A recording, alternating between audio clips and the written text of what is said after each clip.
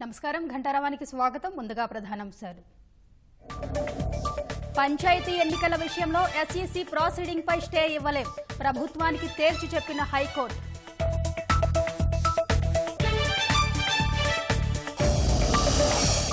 పింఛన్ల పెంపు హామీకి తూట్లు పొడిచారన్న చంద్రబాబు, లబ్ధిదారుల సంఖ్యను గణనీయంగా తగ్గించారని ఆక్షేపణ.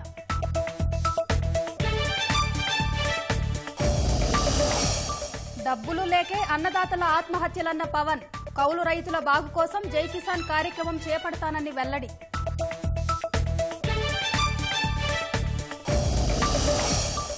కేంద్రంతో మధ్యాహ్నం నుంచి కొనసాగుతున్న రైతుల చర్చలు, ప్రైవేట్ మార్కెట్లతో తలెత్తే నష్టాలపై అన్నదాతల వివరణ.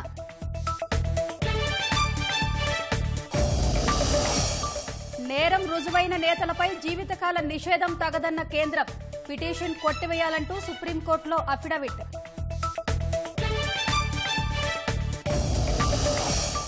జనవరిలో రాజకీయ పార్టీ ప్రకటిస్తానన్న రజనీకాంత్, తమిళనాడు ఎన్నికల బరిలోనూ నిలుస్తామని వెల్లడి.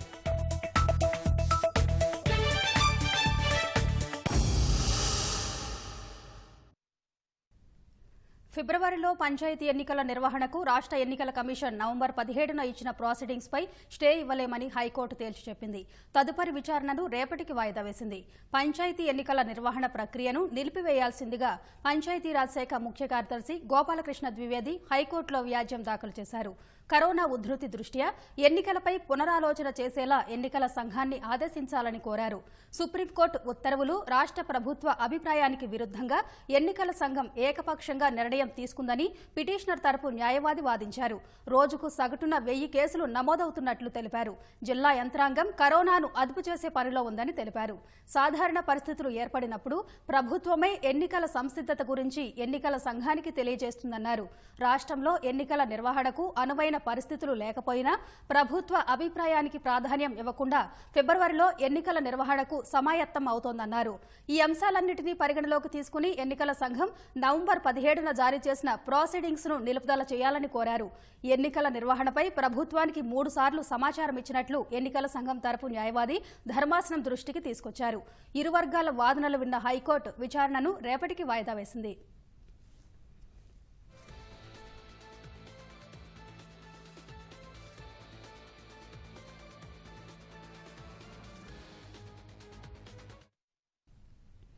వైకాపా అధికారంలోకి వచ్చిన కొత్తలోనే పింఛన్లకు భారీగా కోత పెట్టిందని ప్రతిపక్ష నేత చంద్రబాబు ఆరోపించారు. ముఖ్యమంత్రి జగన్ చెప్పే లెక్కలకు వాస్తవాలకు సంబంధం లేదన్నారు. ఒకే సామాజిక వర్గానికి కొమ్ము కాసే వైకాపా నేతలు సామాజిక న్యాయంపై మాట్లాడడం విడ్డూరంగా ఉందన్నారు. దిశ చట్టం అమలు తీరుపై విమర్శలు గుప్పించారు. జనవరి బాగా తగ్గించుకుంటూ వచ్చి అందరికీ తెలుగుదేశం అనుకున్నలందరూ తీసేసి ఇప్పుడు ఏదైతే మాట్లాడుతున్నారో డ్రామాలు ఆడుతున్నారో ఆ డ్రామాలన్నీ నాటకాలని చెప్పి తేల్చడం కోసం ఈ ఫిగర్స్ చూస్తేనే అర్థమవుతుంది. మీరు చెప్పిన ఫిగర్స్ ఇక్కడ ఉండేదానికి ఎంత వ్యత్యాసం ఉందో ఒకసారి చూడండి. Are you fake fellow? ఆ రోజు 35 రూపాయలు పెన్షన్ ఎన్టీ రామారావు గారు ఫస్ట్ టైం దేశంలో పెన్షన్స్ ఇచ్చారు. అది నేను 75 రూపాయలు చేశాను. వీళ్ళ తండ్రి వస్తానే 200 రూపాయలు చేశాడు. 200 రూపాయలు 10 సంవత్సరాలు ఇచ్చారు. నేను వస్తానే దాన్ని 1000 రూపాయలు చేశాను. 5 టైమ్స్ పెంచాను. ఆ తర్వాత ఎన్నికల కంటే ముందు 2000 చేశాం. మీరేం చెప్పారు? 3000 ఇస్తా అన్నారు. ఎంత ఇచ్చారు? 250. మేము ఇచ్చింది 1875. ఈరోజు గట్టిగా పట్టుకుంటే నెక్స్ట్ ఇయర్ జూలైకి వాళ్ళ తండ్రి బర్త్డే రోజు ఇస్తాడంట. అది గొప్ప అనౌన్స్మెంట్. ఈ ఫిగర్స్ మీరు అవాస్తవాలు చెప్పారు. అసెంబ్లీని తప్పుదారి పట్టించారు. ఒక ఫేక్ న్యూస్ చెప్పారు. ఇది ఏమాత్రం కూడా సబబు కాదు. దీనికి మిమ్మల్ని ఏం చేయాలి? ఈరోజు మీరు చూస్తే వీళ్ళ బీసీ న్యాయం ఎంత ఉందంటే రిజర్వేషన్లు, లోకల్ బాడీలో రిజర్వేషన్లు పోయినాయి. దీనివల్ల దగ్గర 17,250 ఉద్యోగాలు పోయినాయి. అంత మునుపు 33% మేము పెంచుకుంటూ వస్తే తెలుగుదేశం పార్టీ టైంలో అది 24 కంటే తగ్గించి బీసీలకు ద్రోహం చేసింది మీరు కాదా అని అడుగుతున్నా. ఇంకొక పక్కన నిన్న గ్లారింగ్ ఎగ్జాంపుల్ నిన్న జరిగింది. వైస్ ఛాన్సలర్స్ నియామకం 12 వేశారు. ఏది సామాజిక న్యాయం? మీది సామాజిక న్యాయమా? ఒకే కులాన్ని వేసుకొని మీరు సామాజిక న్యాయాన్ని గురించి మాట్లాడతారు. మీకు అర్హత ఉందా? నిద్ర లేస్తే అటాక్ చేయడం తప్ప ఇంకోటి కనపడదు మీకు. ఒక్క నిన్న ఇచ్చిన పోస్టింగ్స్లోనే ఇన్నుంటే మిగిలిన పోస్టింగ్స్లో మీరు ఇన్నేసుకున్నారు. బీసీలకు ఎక్కడ న్యాయం చేశారు? ఎస్సీలకు ఎక్కడ న్యాయం చేశారు? మైనారిటీకి ఎక్కడ న్యాయం చేశారు? 5 మంది అడ్వైజర్లు జిల్లాల వరకు పనిచేసుకున్నారు. విశాఖపట్నంలో విజయసాయిరెడ్డికి ఏం పనండి? సెటిల్మెంట్ తప్ప 3 జిల్లాల్లో ఎవరు ఉన్నారండి? బీసీలు ఉన్నారు. వాళ్ళు చేసుకోలేరు వాళ్ళ పనులు. మీ పార్టీలో బీసీలు లేరా? ఆ జిల్లా వాళ్ళు ఆ జిల్లాలో చేసుకోలేరా? మీ పెత్తనం ఏంటి అక్కడ పోయి? ఇవన్నీ ఒక ఎత్తు అయితే దాడులు ఎంత విపరీతం అండి. ఈరోజు ఉమెన్ పైన దిశ చట్టం, నేను అడుగుతాను, ఎంత ఫేక్ గవర్నమెంట్ అండి ఇది? మేము దిశ చట్టాన్ని ఇంట్రడ్యూస్ చేసేస్తున్నాం, ఎవడైనా సరే 24 గంటలు వాడిని పనిష్ చేసేస్తామని నేను చెప్పాను. పంపించి ఆ చట్టాన్ని తీసుకొచ్చి, చట్టం వచ్చిన తర్వాత ఎవరైనా బుద్ధి ఉండేవాడు చట్టాన్ని గెజిట్ నోటిఫికేషన్ చేయాలి.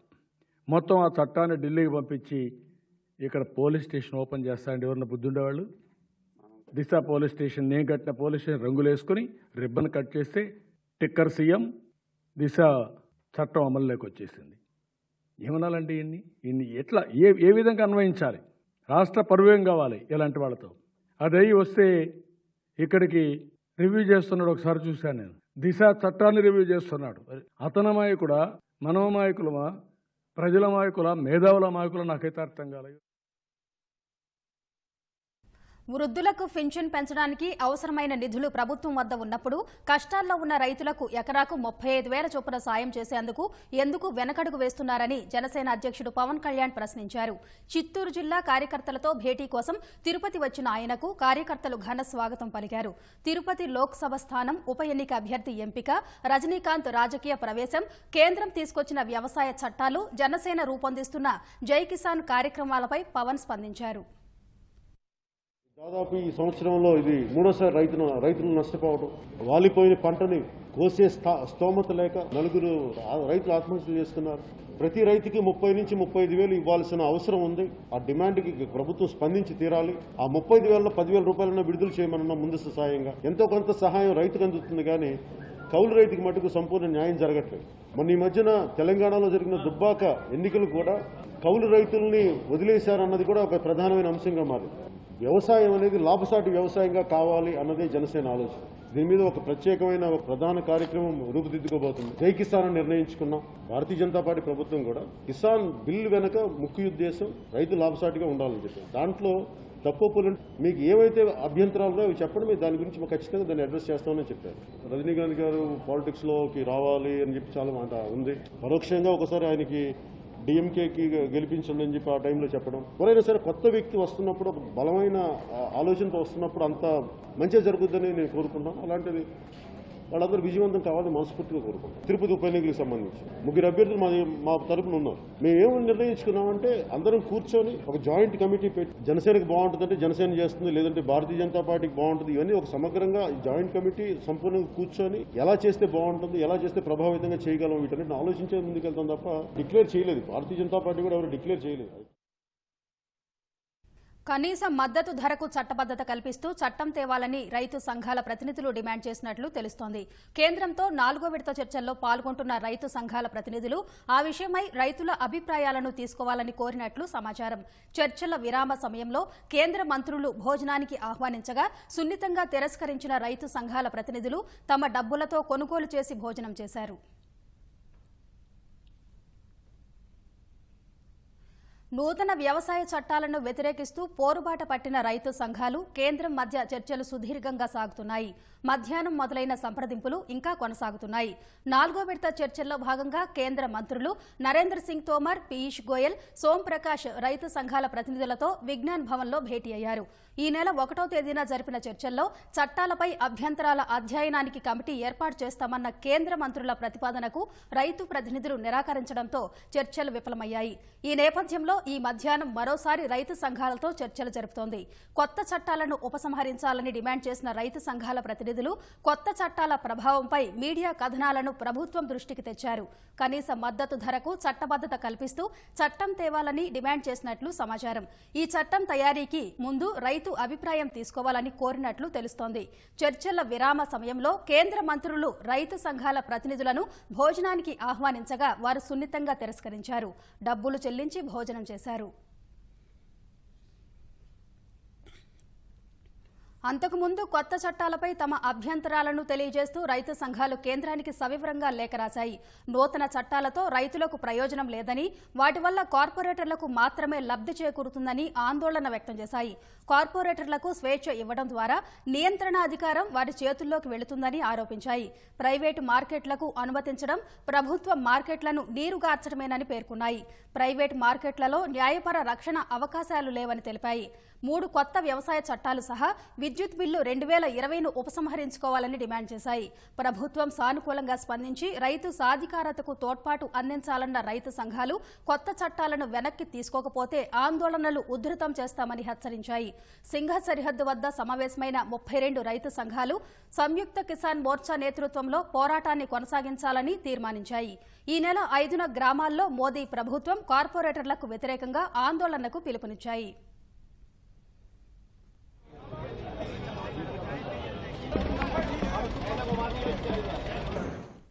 ఢిల్లీ సరిహద్దుల్లో అన్నదాతలు సాగిస్తున్న పోరుబాట 8వ రోజుకు చేరింది. గజగజ వణికిస్తున్న చలిని సైతం లెక్క చేయకుండా ఆందోళన కొనసాగిస్తున్నారు. సింఘ, టిక్రీ, చిల్లా, ఘాజీపూర్ సరిహద్దుల్లో రోడ్లపై బైఠాయించారు. యూపీ, ఢిల్లీ సరిహద్దుతో పాటు టిక్రీ, ఝరోడా, ఝత్రికా సరిహద్దులను మూసివేశారు. ఢిల్లీ, యూపీ సరిహద్దు అయిన ఘాజీపూర్ వద్ద ఉద్రిక్తత నెలకొంది. వివిధ ప్రాంతాల నుంచి వస్తున్న రైతులను పోలీసులు అడ్డుకోవడం ఉద్రిక్తత పరిస్థితులకు దారితీసింది. జాతీయ రహదారిని మూసివేయడంతో పాటు అడ్డంగా బ్యారికేడ్లు పెట్టడంతో రైతులు వాటిని దాటి వెళ్లేందుకు ప్రయత్నించారు.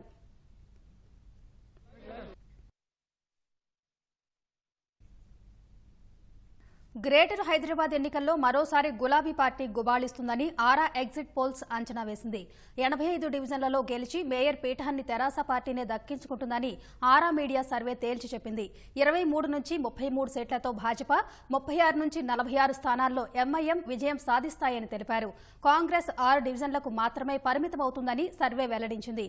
ఎన్నికలు తక్కువ సమయంలోనే పూర్తయినా వీలైనంత మంది ఓటర్లను కలిసి సర్వే చేసినట్లు ఆరా ప్రతినిధులు చెప్పారు.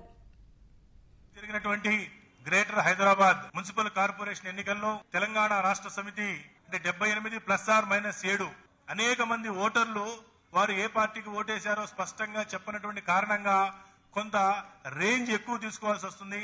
85 డివిజన్లు టీఆర్ఎస్ పార్టీ గెలవబోతా ఉంది. 28 భారతీయ జనతా పార్టీ ±5 అనగా సుమారుగా 23 నుండి 33 డివిజన్లు భారతీయ జనతా పార్టీ గెలవబోతా ఉంది. 31 ±5 36 నుండి 46 వరకు ఎంఐఎం గెలవబోతా ఉంది. అలాగే కాంగ్రెస్ పార్టీ 3 డివిజన్లు ±3 అంటే 0 నుండి 6 స్థానాల వరకు కాంగ్రెస్ పార్టీ గెలిచేటువంటి అవకాశం ఉంది. ఇతరులు ఇండిపెండెంట్లు ఎవరు కూడా ఈ ఎన్నికల్లో గెలిచేటువంటి అవకాశం లేదు. ఓటు శాతానికి వచ్చేటప్పటికి టీఆర్ఎస్ పార్టీకి 40.08 31.21 ±3%, Bharatiya Janata party 13.43 ±3%, MIM party 8.58 ±3%, Congress party 7.70 ±3%, ఇతర అభ్యర్థులు, ఇతర రాజకీయ పార్టీలు, ఇండిపెండెంట్ అభ్యర్థులు నోటా అందరూ కలిపి వచ్చేటువంటి అవకాశం ఉన్నది. బల్దియా ఎన్నికల్లో తెరాసనే మరోసారి ఆధిపత్యం సాధిస్తుందని జన్ కీ బాత్ సర్వే అంచనా వేసింది. హోరాహోరీగా సాగిన గ్రేటర్ పోరులో తెరాస 67 నుంచి 77 డివిజన్లలో గెలుస్తుందని పేర్కొంది. 24 నుంచి 42 స్థానాలు భాజపా ఖాతాలో పడతాయని తెలిపింది. ఎంఐఎం 39 నుంచి 43 సీట్లు గెలుస్తుందని సర్వే చెప్పింది. పార్టీల వారీగా ఓట్ల శాతాన్ని పరిశీలిస్తే తెరాస 37.4, భాజపా 33.6, ఎంఐఎం 21, కాంగ్రెస్ 4.2% ఓట్లు సాధిస్తాయని తెలిపింది. జీహెచ్ఎంసీ ఎన్నికల ఓట్ల లెక్కింపు కోసం సర్వం సిద్దమైంది. శుక్రవారం ఉదయం 8 గంటలకు కౌంటింగ్ ప్రారంభం కానుంది. లెక్కింపు కోసం 30 కేంద్రాల్లో 166 కౌంటింగ్ టేబుళ్లు ఏర్పాటు చేశారు. బ్యాలెట్ పత్రాలు లెక్కింపు కాబట్టి ఫలితాల వెల్లడి కాస్త ఆలస్యమయ్యే అవకాశం ఉంది.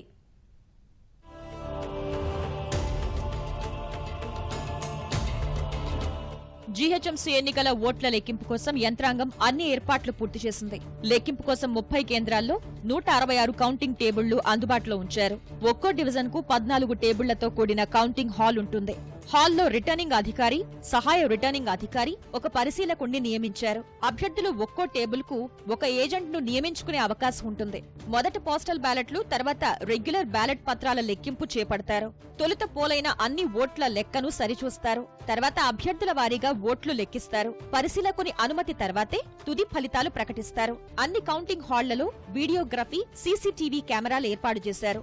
రిటర్నింగ్ అధికారి టేబుల్ వద్ద అభ్యర్థి లేదా ఒక ఏజెంట్ కు మాత్రమే అనుమతి ఉంటుంది. లెక్కింపు కేంద్రాల వద్ద ఎక్కడా ఎలాంటి అవాంఛనీయ ఘటనలకు తావు లేకుండా సీనియర్ అధికారులను నియమించినట్లు హైదరాబాద్ సిపి అంజనీ కుమార్ తెలిపారు. సెన్సిటివ్, హైపర్ సెన్సిటివ్ ఏరియాస్ లో ఎక్కువ పెట్రోలింగ్, సీనియర్ ఆఫీసర్స్ ద్వారా క్లోజ్ సూపర్విజన్ అన్ని జరుగుతుంది. నాకు పూర్తిగా నమ్మకం ఉంది it will go on peacefully and smooth.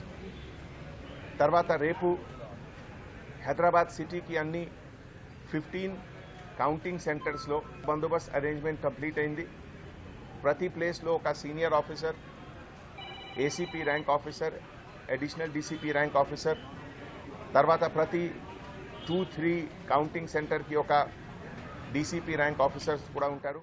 ఏకకాలంలో అన్ని డివిజన్లకు సంబంధించిన లెక్కింపు ప్రక్రియ పూర్తయ్యేలా ఏర్పాటు చేసినట్లు అధికారులు వెల్లడించారు. ఇప్పటికే సిబ్బందికి శిక్షణా కార్యక్రమాలు పూర్తి చేసినందున ఎలాంటి ఇబ్బందులు తలెత్తవని యంత్రాంగం స్పష్టం చేస్తోంది. ఏది కూడా 2 రౌండ్ల కంటే ఎక్కువ ఇది కావట్లేదు. ఒక రౌండ్ అని అంటే 14,000 ఓట్లు వస్తున్నాయి, 2 రౌండ్లు అంటే 28,000 ఓట్లు. ఎందుకంటే మనకు పర్సంటేజ్ ఆఫ్ పోలింగ్ చూస్తే కూడా 50% ఉంది. ఇంకోటి ఏకకాలంలో 5 డివిజన్లు 5 ప్లేస్లలో ఒకటేసారి అవుతుంటాయి. కాబట్టి అంతా అసెంబ్లీ ఎలక్షన్లు అంటే అన్ని కలిపి ఒక దగ్గరనే ఉంటుంది కాబట్టి అక్కడ డిలే అయ్యే అవకాశాలు ఉంటుంది. కానీ ఇక్కడ అక్కడ ఛాన్స్ లేదు.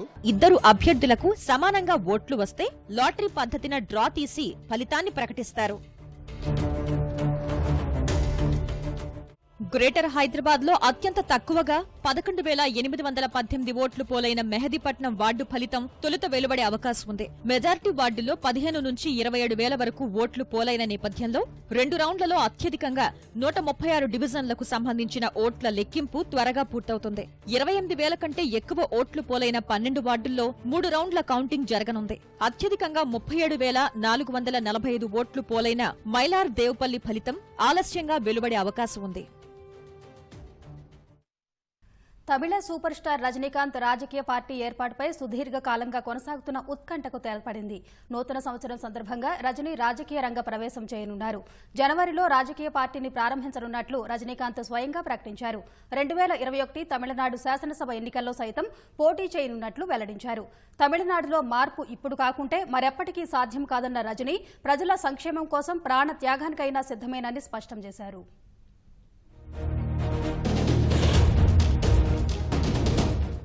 వచ్చే ఏడాది శాసనసభ ఎన్నికలు జరగనున్న వేళ తమిళనాడు రాజకీయాల్లో ఆసక్తికర పరిణామం చోటు చేసుకుంది. తమిళ సూపర్ స్టార్ రజనీకాంత్ రాజకీయాల్లోకి వస్తున్నట్లు ప్రకటించారు. సుదీర్ఘ కాలంగా కొనసాగుతున్న ఉత్కంఠకు తెరదించుతూ కొత్త సంవత్సరం సందర్భంగా జనవరిలో పార్టీ ప్రారంభిస్తున్నట్లు రజనీ ప్రకటించారు. 2021 తమిళనాడు శాసనసభ ఎన్నికల్లో సైతం పోటీ చేస్తానని రజనీకాంత్ వెల్లడించారు. ఇందుకు సంబంధించి డిసెంబర్ 31న వివరాలు వెల్లడిస్తారని తెలిపారు. తమిళనాడు శాసనసభ ఎన్నికల్లో ప్రజల ఆదరణతో గెలిచి రాష్ట్రంలో నిజాయితీ, న్యాయపరమైన, కులమతాలకు అతీతమైన ఆధ్యాత్మిక రాజకీయాలకు నాంది పలకడం ఖాయమని రజనీ అన్నారు. తమిళనాడులో ప్రజల తలరాతలు సహా అన్నింటినీ మారుస్తామని, మార్పు ఇప్పుడు కాకుంటే మరెప్పటికీ సాధ్యం కాదని వ్యాఖ్యానించారు. దీనికోసం ప్రజలు తనకు అండగా నిలవాలని రజనీకాంత్ అభ్యర్థించారు. ఇచ్చిన హామీలపై ఎప్పుడూ వెనక్కి తగ్గబోనన్న రజనీ ప్రజల కోసం ప్రాణాలు ఇవ్వడానికైనా సిద్ధమేనని తెలిపారు. రాజకీయాల్లోకి ప్రవేశించనున్నట్లు రజనీకాంత్ 3 ఏళ్ల క్రితమే ప్రకటించినా అది వాయిదా పడుతూ వచ్చిందే. రజనీ రాజకీయ ప్రవేశంపై ఆయన అభిమానులు ఆసక్తిగా ఎదురు చూస్తుండగా గత నెలలో సామాజిక మాధ్యమాల్లో వైరల్ అయిన ఓ లేఖ వారిని ఆందోళనకు గురిచేసింది. డయాలసిస్ రోగినైన తాను రాజకీయాల్లోకి రావాలనే ఆలోచనను విరమించుకోవాలని వైద్యులు సూచించినట్లు ఈ లేఖలో ఉంది. ఆ లేఖను తాను రాయలేదని, కానీ అందులో ఉన్న సమాచారం మాత్రం నిజమే అని రజనీ తెలిపారు. అయితే తన రాజకీయ ప్రవేశంపై సరైన సమయంలో నిర్ణయం తీసుకుంటానని అభిమానులకు రజనీ భరోసా ఇచ్చారు. ఈ పరిస్థితుల్లోనే రజనీ గత నెల 30న మక్కల్ మండలం నిర్వాహకులతో సమావేశమై భవిష్యత్ రాజకీయ కార్యాచరణపై చర్చించారు. తాజాగా తన రాజకీయ ప్రవేశంపై మరింత స్పష్టతనిస్తూ దీనిపై రజనీ ప్రకటన చేశారు. రజనీ ప్రకటనతో ఆయన అభిమానులు సంబరాల్లో మునిగిపోయారు. చెన్నైలో టపాసులు కాల్చి ఆనందంతో నృత్యాలు చేశారు.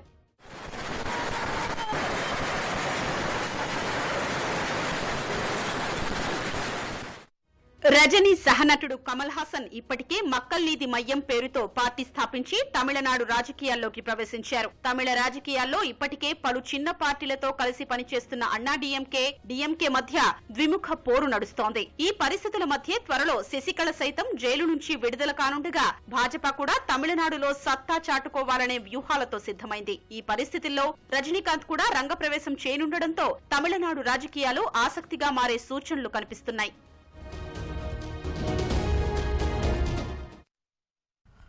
నేరారోపణలు రుజువైన ప్రజాప్రతినిధులపై జీవితకాలం నిషేధం విధించాలని సుప్రీంకోర్టులో దాఖలైన పిటిషన్ను కేంద్ర ప్రభుత్వం తప్పుపట్టింది. అశ్విని కుమార్ ఉపాధ్యాయ వేసిన పిటిషన్ను కొట్టివేయాలని సుప్రీంకోర్టుకు విన్నవించింది. ఈ మేరకు సర్వోన్నత న్యాయస్థానంకు అఫిడవిట్ను సమర్పించింది. ఇప్పటికే కోర్టులో నేతలపై కేసుల సత్వర విచారణ అభ్యర్థన విచారణ దశలో ఉందన్న కేంద్రం మరో పిటిషన్ అవసరం లేదని కోర్టుకు విన్నవించింది. ఐపీసీ సెక్షన్ల ప్రకారం ప్రజాప్రతినిధులపై శిక్షల విషయంలో ఎలాంటి వివక్ష లేదని కోర్టుకు స్పష్టం చేసింది.